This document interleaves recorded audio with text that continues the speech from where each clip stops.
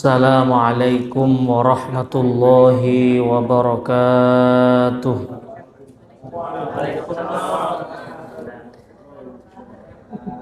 Kaifa halukum? Wah, Pak Widi wis lali. Sudah lupa Pak Widi materi bahasa Arab.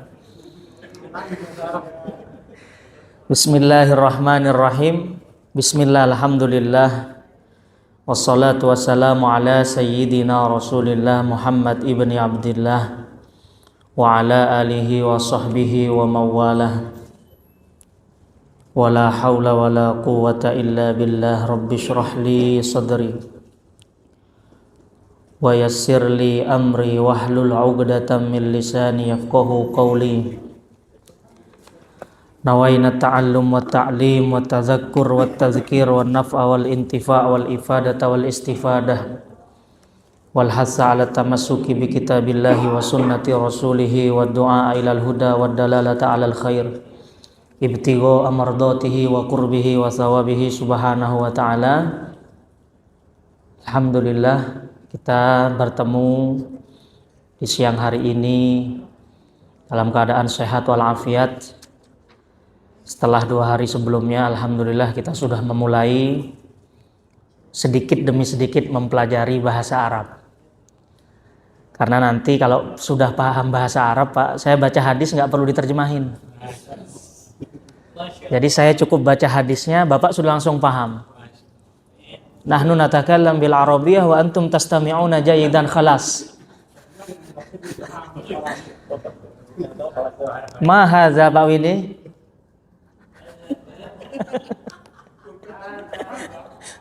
Kolamun, alhamdulillah masih ingat berarti. Kalau ingin tetap ingat, jangan lupa nimbrung di grup karena setiap pagi saya update mufradatnya. Iya. Salawat serta salam mudah-mudahan senantiasa tercurah limpahkan kepada junjungan kita, teladan kita, juru selamat kita, Nabi Agung Rasulullah Muhammad SAW. Bapak Ibu yang dimuliakan Allah, sambil menikmati sedikit cemilan dari takmir, mari seperti biasa di Kamis kedua di setiap bulan kita akan melanjutkan kajian hadis Nabi dari kitab Arba'in An-Nawawiyah. Kitab ini memuat 42 hadis pilihan. Nggih, sampun. Dan kita tanpa terasa sudah sampai di Al-Hadis Al-Khamis Asyar, hadis yang ke-15. Seperti biasa, metode pembelajarannya akan saya bacakan matan redaksi hadisnya. Kemudian setelah itu terjemah globalnya. Barulah setelah itu kita simak bagaimana para ulama mensyarahi hadis ini, hal-hal yang berkaitan dengan hukum fikih dan tafsir terkait hadis yang kita baca. Marilah kita memulai. Bismillahirrahmanirrahim. An Abi Hurairah radhiyallahu taala anhu. Hadis ini diriwayatkan oleh sahabat Abi Hurairah radhiyallahu taala anhu, anna Rasulullah sallallahu alaihi wasallam qala. Abu Hurairah ini, Pak, baru mulazamah dengan Nabi sekitar 1,5 tahun sebelum baginda Nabi wafat. Baru konsisten ngaji. Tetapi Abu Hurairah menjadi sahabat yang dijuluki al-muktsir fir riwayah, yang paling banyak meriwayatkan hadis. Artinya apa? Soal menuntut ilmu ini bukan soal usia. Sahabat Abu Hurairah di akhir usianya baru mulazamah konsisten hadir, tetapi beliau dijuluki sahabat yang paling banyak meriwayatkan hadis. Artinya menuntut ilmu soal kemauan, bukan soal usia. Maka tidak ada kata terlambat. Hadis yang akan kita baca ini diriwayatkan oleh Abu Hurairah radhiyallahu taala anhu. Beliau mengatakan, qala, aku mendengar Rasulullah sallallahu alaihi wasallam bersabda, man kana yu'minu billahi wal yaumil akhir falyakul khairan aw liyasmut. Wa man kana yu'minu billahi wal yaumil akhir falyukrim jarahu.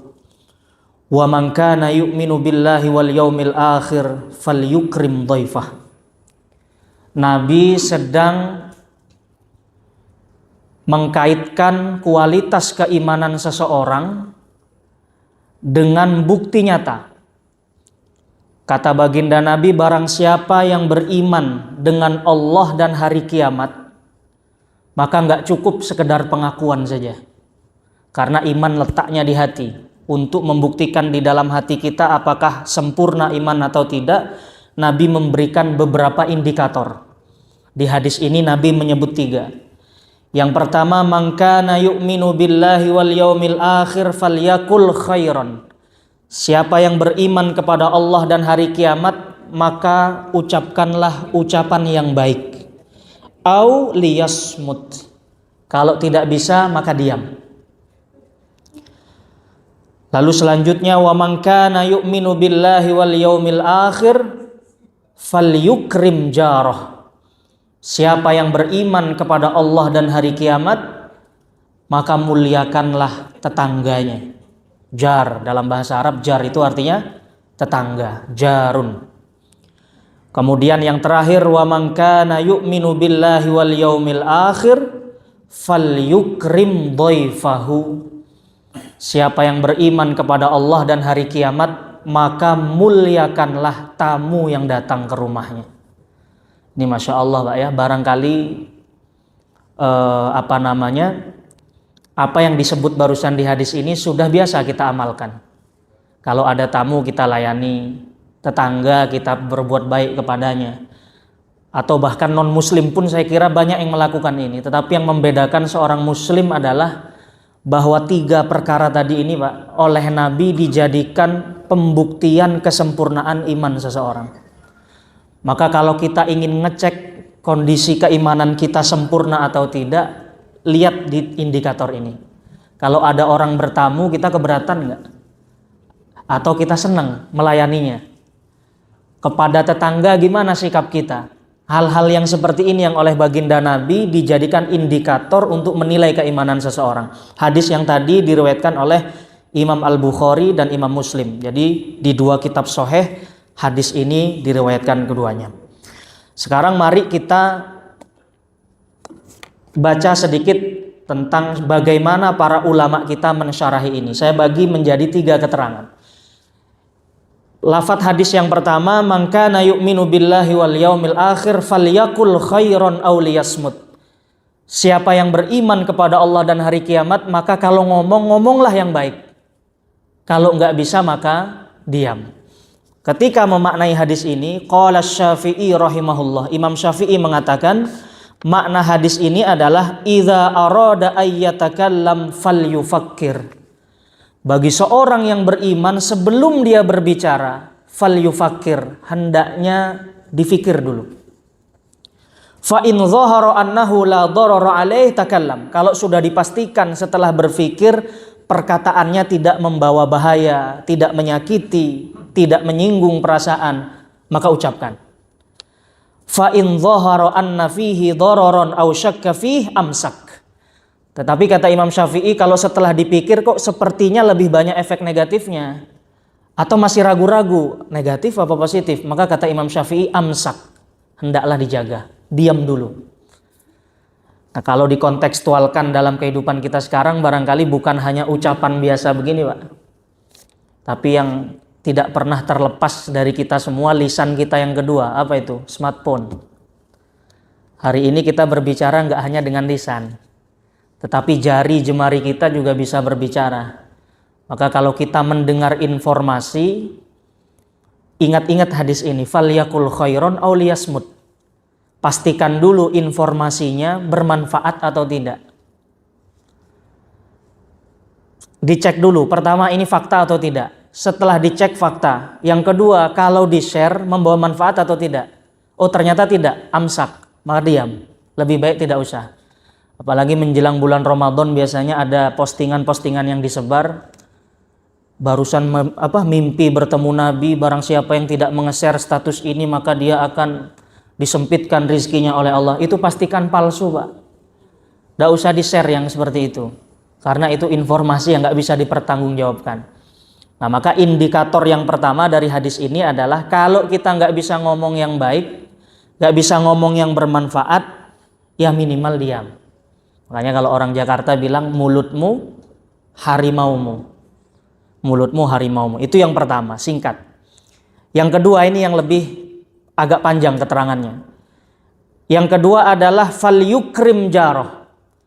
Siapa yang mengaku beriman kepada Allah dan hari kiamat, indikator yang kedua kata Nabi, muliakan tetangganya. Oleh ulama dibahas, Pak, tetangga itu batasannya siapa aja. Maka Imam Nawawi rahimahullah di dalam kitab Syarah Hadis Arba'in mengatakan bahwa al-jar, kata tetangga itu di dalam bahasa Arab mencakup 4. Yang pertama adalah as-sakin ma'aka fil bait. Orang yang tinggal satu rumah bersama kita, maka dia termasuk definisi dari tetangga. Maka ada hakul jiwar. Kita memiliki kewajiban atas dia dan dia memiliki hak atas kita. Itu namanya hakul jiwar. Yang pertama adalah orang yang tinggal serumah bersama kita, saudara, kerabat, pembantu. Itu masuk dalam definisi tetangga. Yang kedua, man la sokha li baitik. Orang yang rumahnya nempel dengan tembok rumahmu, maka itu juga tetangga. Bapak punya rumah, kanannya, belakangnya, kirinya nempel temboknya dengan tembok kita, maka itu juga termasuk tetangga. Lalu definisi yang ketiga adalah arba'ina jaron min kulli janib. 40 rumah dari segala sisi. 40 sebelah kanan, 40 sebelah kiri, 40 belakang, 40 depan. Kalau ingin memastikan sensus Pak Widi, tetangganya di silaturahim biar memastikan 40 nih batasannya sampai mana, kan begitu. Kemudian yang terakhir kata Imam Nawawi, tetangga itu adalah man yaskunu ma'aka fil balad. Orang yang tinggal satu kampung. Jadi balad itu kampung dengan kita. Maka dia juga tercakup di dalam definisi tetangga. Artinya apa? Ketika dia sudah masuk di dalam kategori tetangga, maka ketika itulah dia memiliki hak atas kita dan kita memiliki kewajiban atas mereka. Nah, di sini kalau kita melihat ada beberapa hadis yang secara spesifik mengatur bagaimana teknis kita memuliakan tetangga. Nah, ini yang luar biasa, Pak. Jadi soal memuliakan tetangga ini di dalam Islam dikatakan sebagai pondasi keimanan. Bahkan saya tadi mencari hadis lain, ada nggak hadis yang lebih panjang, yang spesifik, yang mengatur bagaimana cara kita bertetangga? Ternyata ada. Saya menemukan di hadis yang diriwayatkan oleh Imam Baihaqi dalam Syu'abul Iman. Ada hadis yang sangat panjang yang isinya mengatur SOP. Apa SOP itu, Pak? Kalau dalam dunia kerja itu standar operasionalnya lah. Jadi Nabi itu nggak cuma nyuruh muliakan tetangga, tapi ngajarin juga cara memuliakan tetangga gimana. Dalam hadis yang diriwayatkan Imam Baihaqi, Nabi pertama bertanya, "Atadri ma haqqul jar?" Tahukah kalian apa hak tetangga kalian terhadap dirimu? Oleh Nabi dijawab dengan 10-11 poin, Pak. Didengerin aja, Pak, yang sabar, Pak, ya, karena ini penting. Yang pertama kata baginda Nabi, idzasta'anaka a'antah. Kalau dia minta tolong kepadamu, a'antah, maka kau menolongnya. Lalu yang kedua, wa idzastaqradaka aqradtah. Apabila dia nyileh duit, mau minjem uang, aqradtah, ente punya, pinjemin. Iki saya ngangel kata Pak Widin.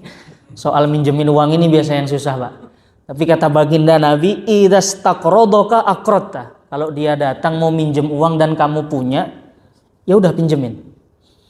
Lalu yang ketiga, wa idzaftaqara udta alaih. Ini ajib banget ini.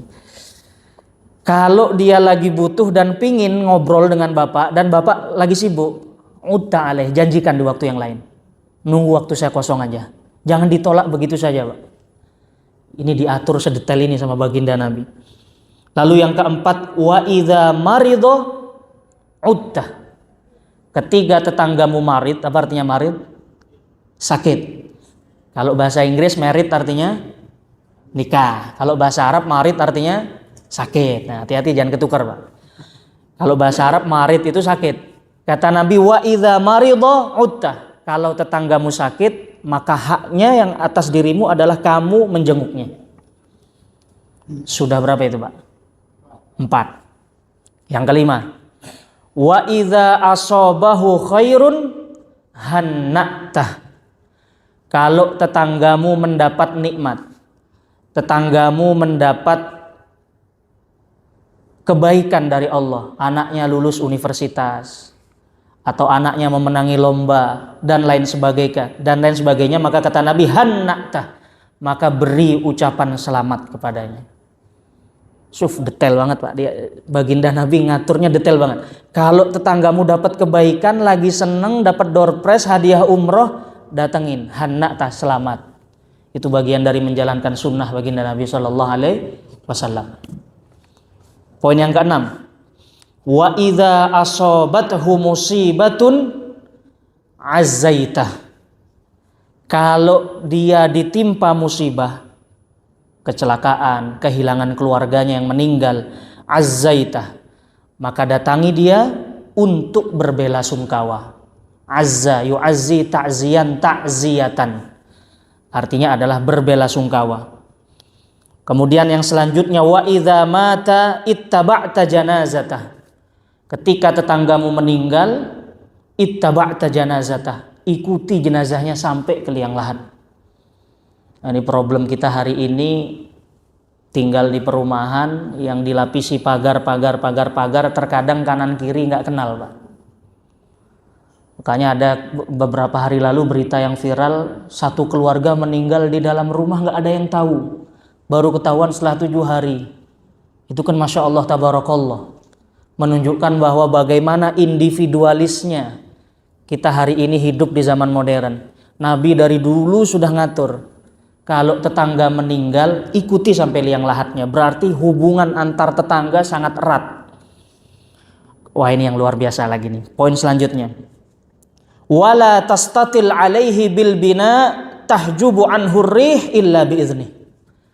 Janganlah kamu menambah bangunan di tanah milikmu, kamu tambah bangunan atau kamu masang kanopi misalnya, sekiranya cahaya atau udara terhalang sampai kepada tetanggamu, illa biiznih, kecuali mendapat izin dari dia. Sampai segitunya baginda Nabi ngatur. Jadi prinsip kita muslim ini bukan tanah gue, mau gue apain terserah gue, bukan, Pak.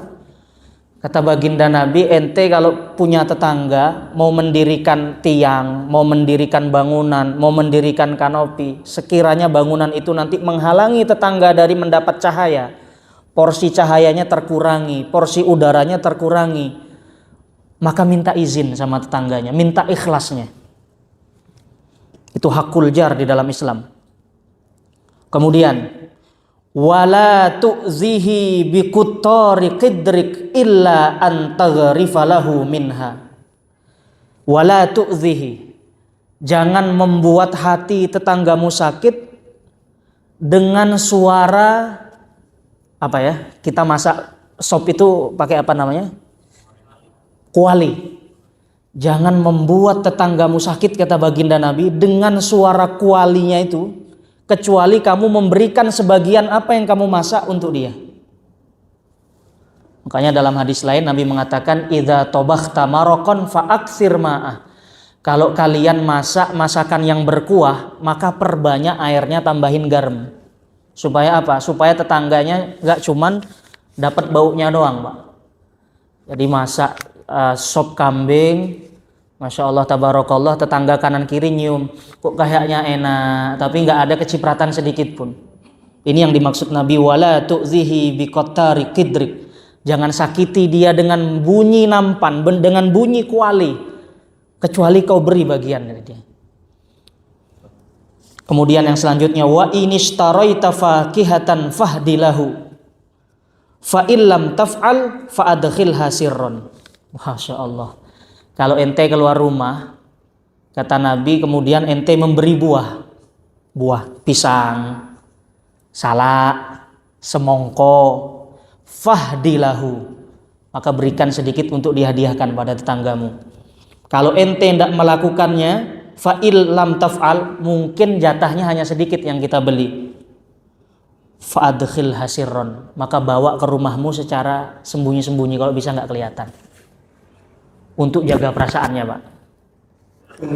Kemudian wala yakhruj biha waladuka liyaghidha biha waladah, jangan biarkan anakmu membawa yang tadi itu cindera mata sehingga terlihat oleh anak tetanggamu. Artinya apa? Nabi ingin mengatakan kalau ente nggak bisa ngasih, maka ditutup segala kemungkinan penyebab tetangga ente kepingin tapi nggak bisa mendapatkannya. Itu adalah termasuk dari hakul jar, hakul jiron. Ini Masya Allah, Pak ya. Saya melihat Syekhul Azhar, Syekh Ahmad Thayyib, ketika menjelaskan hadis ini, beliau mengatakan beliau kuliah di Sorbonne, Prancis. Jadi Syekhul Azhar itu orang yang menjabat institusi tertinggi di dunia hari ini kan Al-Azhar di Kairo. Pemimpin utamanya namanya Grand Syekh Ahmad Thayyib. Ketika beliau menerangkan hadis ini dalam sebuah acara televisi di Kairo, beliau mengatakan, saya di Sorbonne, Prancis pernah kuliah. Saya sudah mengkaji perkataan banyak tokoh-tokoh dunia, kata dia, dari berbagai macam agama. Tapi saya belum menemukan yang detail spesifik mengatur teknis sampai serinci-rincinya bagaimana kita berbuat baik ke tetangga, kecuali di hadis baginda Nabi yang tadi ini, sallallahu alaihi wasallam. Oleh karena itu, maka hadis ini oleh para ulama dianggap sebagai min usulil akhlak.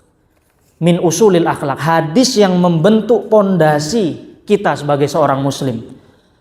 Makanya karena besarnya hakul jar ini, Pak, maka dosa kita terhadap tetangga dilipat gandakan ketimbang dosa kita kepada yang lain. Maka kita menemukan hadis misalnya ketika Nabi ditanya, ya Rasulullah, apa dosa yang besar? Kata Nabi, anta ja'ala lillahi niddan, kau menjadikan bagi Allah sekutu, syirik, menyekutukan Allah. Summa madza ya Rasulullah? Kemudian apa? Anta qatula waladak min ajli ayyakul aw yat'am ma'ak. Yang kedua adalah kau bunuh anakmu hidup-hidup. Ini tradisi jahiliyah dulu, Pak. Kau membunuh anakmu hidup-hidup hanya gara-gara soal ekonomi. Kau khawatir gak bisa ngasih makan, kau bunuh. Itu dosa besar yang kedua. Lalu yang ketiga apa ya Rasulullah? Summamah, Nabi mengatakan, antazni halilata jarik, kau menzinahi istri tetanggamu. Kemasuk dosa yang besar. Kesimpulannya jangan disalahpahami, oh berarti zina dengan bukan istri tetangga halal. Bukan begitu. Zina itu dosa besar, tetapi lebih besar lagi ketika yang dizinahi adalah halilata jarik, istri tetangga. Nah, ini luar biasa. Ini tidak membahas person tertentu, Pak. Ini membahas surah ulama. Artinya apa? Saking besarnya hakul jar, hak tetangga kepada kita, sampai-sampai kesalahan kita yang sebenarnya sudah ada kadar dosanya, kalau kepada tetangga urusannya lebih besar lagi. Saking besarnya di dalam Islam. Yang kedua, soal menyakiti tetangga. Kalau non muslim gimana, Bos? Tetangga saya non muslim. Secara spesifik dijelaskan sama baginda Nabi, man adza mu'ahadan fa ana khasmuhu yaumal qiyamah. Barang siapa yang menyakiti kafir mu'ahad. Mu'ahad itu adalah orang non muslim yang hidup rukun dengan kita, yang gak buat masalah dengan kita. Ya, yang rukun sebagaimana kita di Indonesia. Kata Nabi, barang siapa yang menyakiti tetangganya yang kafir mu'ahad, yaitu non muslim yang tidak memerangi kita, fa ana khasmuh yaumal qiyamah. Aku adalah musuh orang itu di hari kiamat nanti.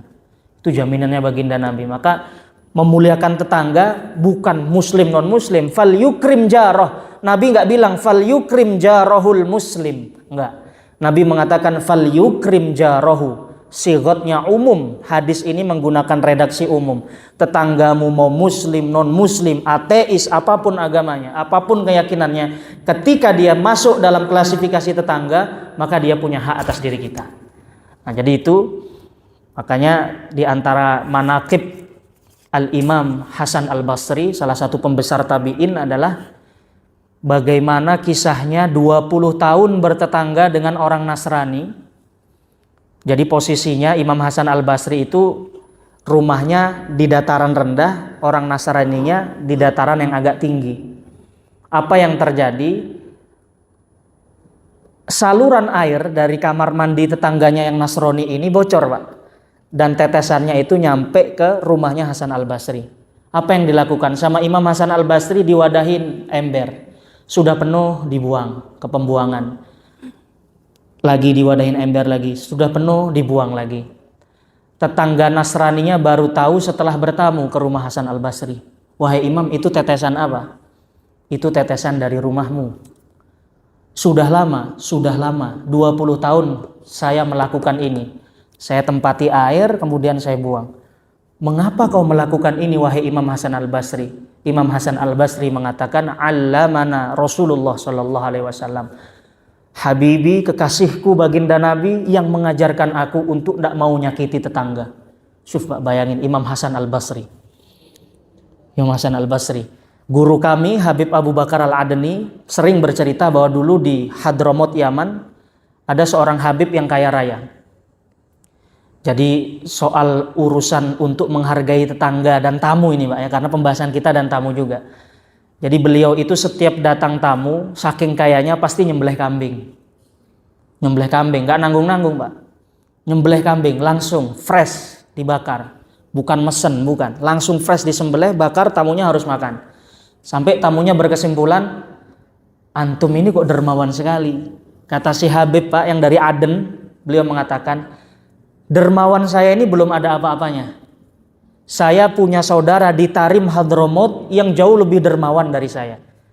Akhirnya kata tamunya nih apa, Pak?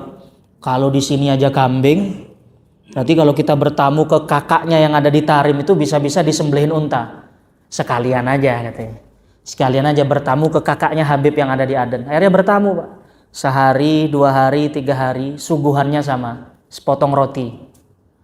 Tamunya ini putus asa. Kok tidak sesuai ekspektasi katanya. Bib, mohon maaf Bib, jujur-jujuran aja. Kemarin kata adik antum lebih dermawan. Tapi mohon maaf, saya setiap bertamu ke sana ke adik antum, suguhannya kambing. Kebulilah kalau kita sekarang. Tapi di sini kok cuman roti. Roti O misalnya. Duh, nggak ada. Kita ngarepin yang lebih, Bib. Apa kata kakaknya ini? Ane menyuguhkan antum sepotong roti karena memang ane hanya punya satu aja. Jadi kita separuhan. Kalau adik saya tuh memang kaya raya. Jadi satu kambing bagi dia itu nggak ada apa-apanya. Tetapi yang saya suguhkan untuk kamu adalah separuh dari jatah makan yang saya punya hari ini. Dari situlah tamunya nyadar. Oh, berarti batas kedermawanannya bukan soal menu, Pak. Bukan soal menu, tapi bagaimana totalitas kita memuliakan tamu itu. Oh, ini yang susah, Pak. Ini diceramahkan gampang, Pak. Diceramahkan gampang. Pak Ustadz juga kalau ditamuin, Ustadz Wawan juga merengut, Pak. Apalagi bertamunya lama-lama itu. Itu perlu diuji itu keimanannya.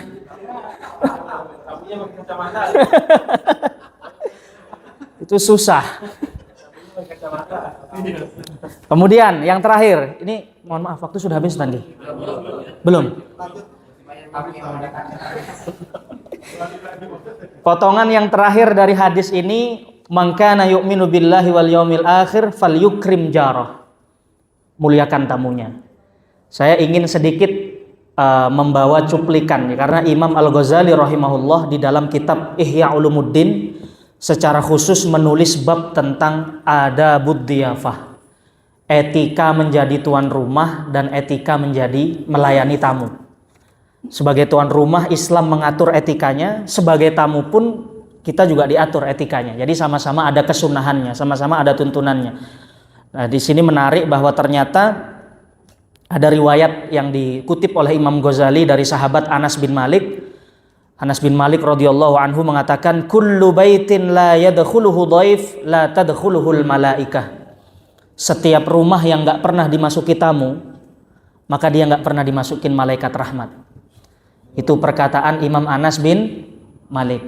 Maka kita senang enggak Ustadz Wawan rumahnya dimasuki malaikat rahmat, sering-seringlah kita bertamu nanti. Amin. Insya Allah. Kata sahabat Anas, rumah yang enggak pernah didatangi tamu berarti enggak pernah didatangi malaikat. Itu menunjukkan bahwa ketika tamu datang jangan lihat sosoknya, Pak. Tetapi lihat perintah dan pesan wasiat Nabi kepada kita untuk memuliakannya, siapapun dia. Maka Imam Ghazali mengatur, ada adab bagi kita ketika diundang oleh seseorang di dalam kitab Ihya Ulumuddin.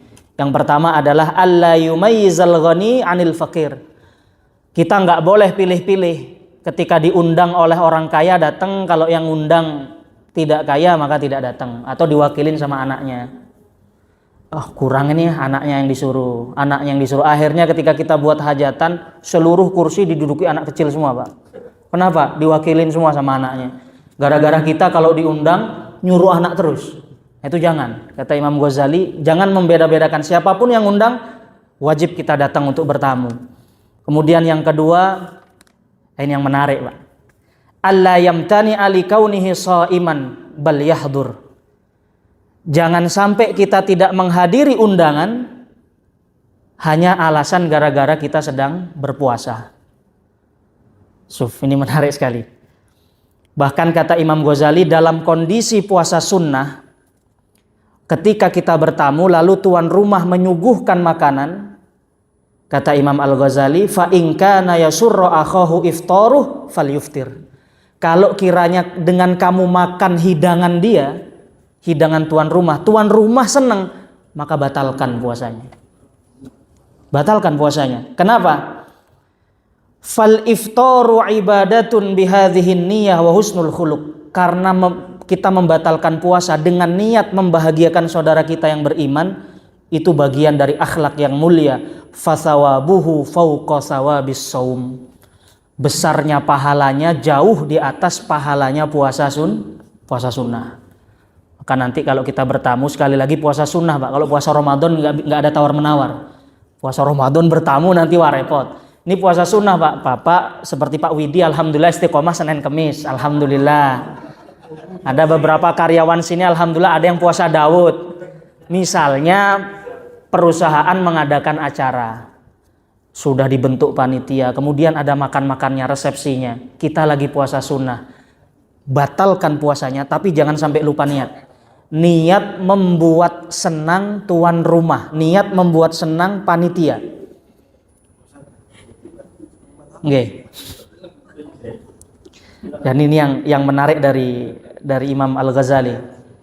Kemudian etika yang selanjutnya kalau kita jadi tamu, alla yaqsida bil ijabah qada asyahwatil batan. Ketika kita bertamu ke rumah orang, jangan sampai niatnya hanya mengisi perut. Qada asyahwatil batan. Kenapa? Sebab kalau begitu, bertamu kita hanya dinilai sebagai amalan duniawi, nggak ada ukhrawinya sama sekali, Pak. Ini selalu ada yang disindir ya. Jadi jangan sampai bertamu hanya untuk, waduh, lumayan jatah makan malam berkurang kan begitu. Nggak ngeluarin budget buat makan siang misalnya, jangan. Karena kata Imam Ghazali, kalau begitu modelnya, fa innahu amilun fi abwabid dunya. Karena sesungguhnya bertamunya dia bukan mengamalkan sunnah, ya urusan duniawi aja, nggak ada urusan ibadahnya. Maka harus dengan niat-niat yang tadi itu, menyenangkan niat menziarahi saudaranya sesama muslim dan lain sebagainya.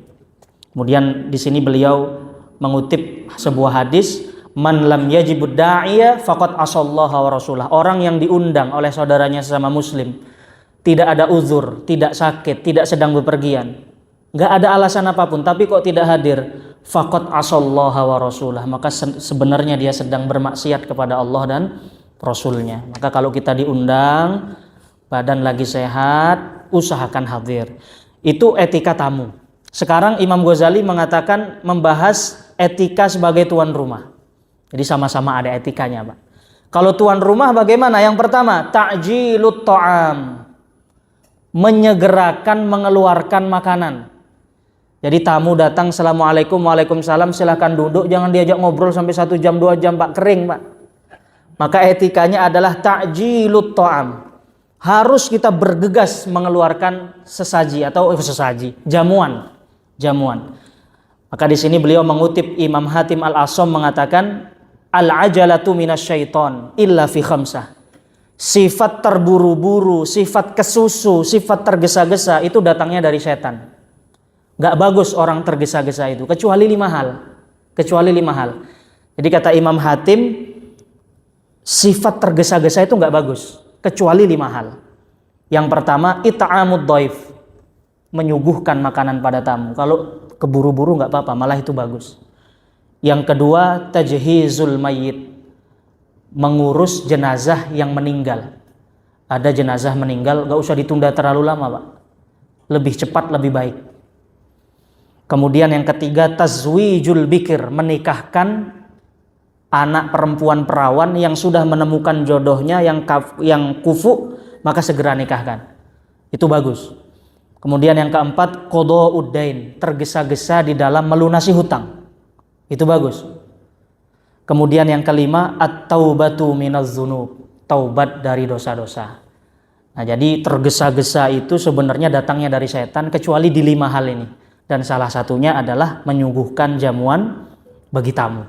Nah, jadi itu mudah-mudahan kajian hadis kita siang ini membawa sedikit tambahan ilmu pengetahuan dan bisa kita amalkan bersama-sama. Allahumma hassin akhlaqana, mudah-mudahan Allah senantiasa menghiasi diri kita semuanya dengan akhlak yang terpuji, bisa berbuat baik kepada tetangga, bisa berbuat baik kepada tamu, sehingga kita semua termasuk di dalam golongan umat Nabi yang dikatakan imannya sempurna, karena indikator keimanan bisa kita lakukan. Saya kira sampai di sini. Terima kasih. Cukup.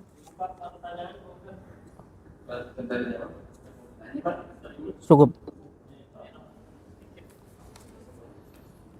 Bismillahirrahmanirrahim. Assalamualaikum warahmatullahi wabarakatuh. Waalaikumsalam warahmatullahi wabarakatuh. Ustaz mau tanya etika tamu. Mungkin ya, misalkan ada kan yang bertamu. Saya nggak tahu ya dari hadis atau apa. Kalau kita bertamu itu kita bawa tentengan lah, buat tangan, buat Iya. yang pemilik rumah. Sehingga kita tidak memberatkan tuan rumah. Betul. Apabila tuan rumah mungkin sedang ada musibah atau Betul. ya kekurangan ekonomi. Betul. Ada hadisnya. Mohon penjelasannya Pak Ustaz. Terima kasih. Betul. Assalamualaikum warahmatullahi wabarakatuh. Waalaikumsalam warahmatullahi wabarakatuh. Terkait kesunahan membawa sesuatu itu masuk di dalam husnul jar tadi yang sudah dijelaskan. Husnul jar itu etika bertetangga dan termasuk diantaranya adalah membawa sesuatu untuk tetangganya. Secara spesifik ketika tetangga kita berduka, maka Nabi pernah mengatakan isna'u li'ali Jabir ta'aman. Kata baginda Nabi, buatkanlah makanan untuk Jabir dan keluarganya, karena hari ini Jabir dan keluarganya sedang berduka. Maka kalian yang membantu dia agar musibahnya menjadi lebih ringan. Di hadisnya ada bahwa ketika kita bertamu ke rumah orang, sebisa mungkin membawa tentengan. Hukumnya sunnah, Pak, agar tidak memberatkan. Bahkan Imam Ghazali lebih merinci lagi. Kalau kita tahu kita sedang diundang dan kita tahu bahwa tetangga kita itu sebenarnya ngundang kita karena nggak enak, kita udah tahu itu dari banyak indikasi, dia nggak enak aja nggak ngundang kita, dan kita tahu persediaannya terbatas, maka sebenarnya makruh untuk datang. Sebenarnya makruh untuk datang, tetapi itu kan membutuhkan pengamatan langsung karena ada indikasi-indikasinya. Artinya secara hukum fikih nanti dirinci lagi, terkadang sunnah, terkadang makruh, terkadang mubah. Jadi itu Pak Yufi. Nah.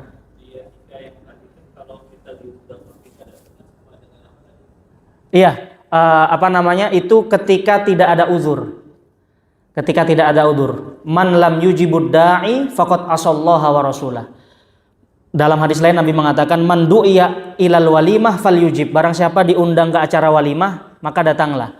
Tetapi ulama fuqaha memberi pengecualian. Ada banyak pengecualian yang bisa dijadikan uzur untuk kita tidak datang. Misalnya apa? Kita tahu bahwa di tempat undangan itu ada kemungkaran. Misal kemungkaran yang jelas-jelas kemungkarannya, Pak ya. Di mejanya disediakan khomer misalnya. Kita jelas melihat kemungkaran dan kita tidak mampu merubahnya, mengubah kemungkaran itu. maka itu pun termasuk uzur. Termasuk uzur. Artinya hadis itu umum, nanti para ulama memberikan beberapa pengecualian. Iya.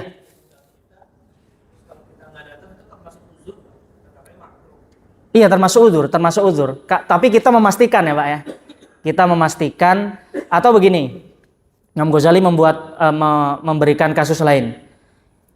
Kita ngundang orang yang kita tahu orang itu punya masalah sama salah satu hadirin yang datang.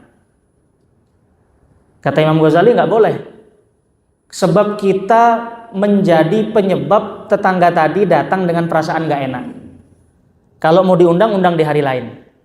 Kan ada model seperti itu. Karena tidak menyapa di dalam syariat Islam itu pun batasnya 3 hari. Di atas 3 hari maka baru sudah dimasukkan klasifikasi qati'ur rahim, memutus tali silaturahim. Tapi masih dalam marah-marahan 3 hari nggak nyapa masih bisa ditolerir. Jadi itu Mas Yufi. Cukup? Oh ya, silakan Pak.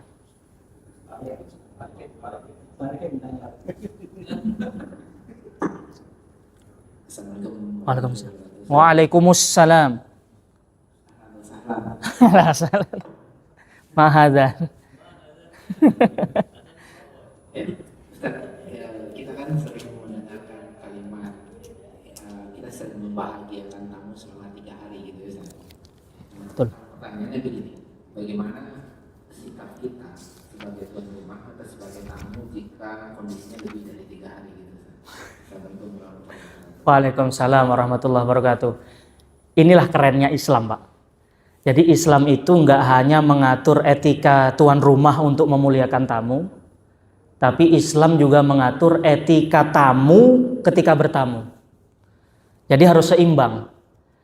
Jangan sampai hadis memuliakan tetangga atau memuliakan tamu ini dijadikan dalil bagi tamu untuk mengeksploitasi tuan rumah.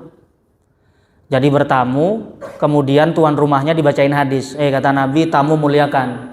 Saya tamu nih, ente mau mulia nggak? Itu salah penempatan. Dalil itu pegang kita sebagai tuan rumah. Jadi ada 2 kaedah yang sama-sama harus sesuai, yang megang jangan sampai ketukar. Yang pertama, ad-dhaif kal mayyit. Tamu itu seperti jenazah. Jenazah itu kan dibungkus, diapain terserah tuan rumah. Itu dipegang oleh tamu. Tapi ada lagi kaedah ad-dhaif kal malik. Tamu itu seperti raja. Itu dipegang oleh tuan rumah. Kalau ini ditukar Pak, bahaya. Yang tamu bilang ad-dhaif kal malik. Saya tamu, saya raja. Keluarin semuanya. Gak bisa. Atau sebaliknya tuan rumah megang kaedah yang tadi, ad-dhaif kal mayyit. Tamu itu seperti jenazah, lah biarin aja nggak usah diapa-apain. Nah, itu kan salah. Nah, termasuk diantaranya adalah etika bertamu. Memang di dalam hadis kata Nabi, ad-dhiyafatu salasatu ayyam. Bertamu itu etikanya maksimal 3 hari. Fama kana wara'a dzalik fahuwa shadaqatun alaih. Lebih dari itu maka itu sedekah biasa. Sedekah biasa. Etikanya gimana kalau kita sudah 3 hari kok nggak nyengkre tamu ini kan? Maka di sini kata Syekh Mustafa Bugha, fi hadhil halah lahu ayyamurahu bitahawul anhu ba'da thalathati ayyam. Dalam kondisi seperti ini tuan rumah diperbolehkan mengatakan kepada tuan rumah untuk segera nyengkre, ngusir Pak. Tapi tentu saja dengan kalimat yang sopan karena sudah nggak tahu diri Pak. Lebih dari 3 hari.